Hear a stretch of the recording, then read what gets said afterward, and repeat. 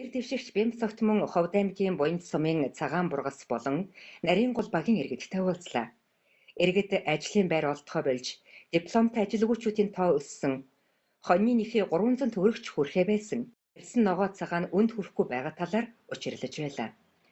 Монгол мал хөтөлбөр зохисон байдалд орсноос болж мал эрүүлжүүлэх, үйлдвэр ухсааг нь сайжруулах ажил талаар болсныг ч хэлсэн юм а.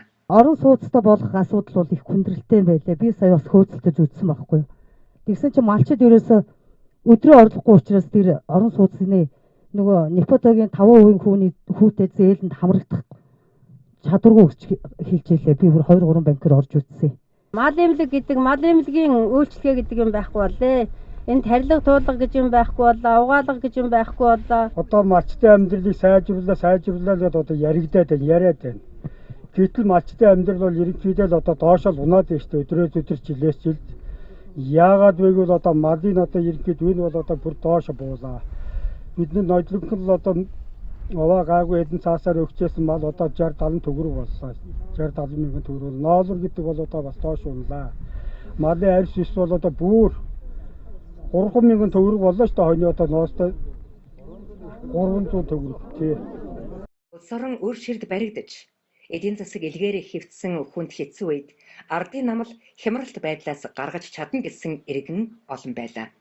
Ахиж алдаж, ахиулан самруулахгүй тулд ардын намаа сонгож, буйвтай, тулхтай, алсын хараатай улс төрч Бямцогтыг дахин сонгож, төрдөө илгээхээ илэрхийлж амжилт хүслээ. Өнөөдөр эдийн засаг бол тийм сайн биш байгаа. Эдийн засгаас 17% байсан өнөөдөр 0% болчихлоо. Зогсонг байдалтай болчихлоо гэж би хэлж байгаа. Эдийн засаг маань одоо ийм байдлаар явах юм бол өшөө доошоо хүндэрнэ.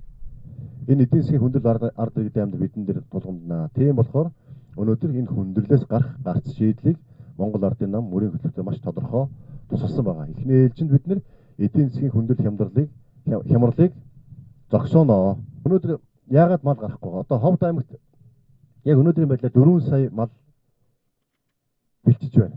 4 сая мал. Ховд аймгийн бэлчээрийн даац 2 сая 500 мянган толгой малын бэлчээрийн даацтай.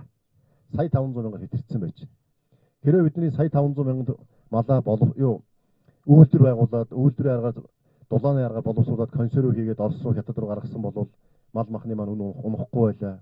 Малаа эрүүлжүүлэх Монгол мал хөтөлбөр хэрэгжүүлсэн бол өнөөдөр эрүүл малаа бид хөлөөр нь гаргаж болно. Эрүүл малынхаа махыг бид нядлаад улуузаар нь хятад Орос руу гаргах бололцоо байлаа.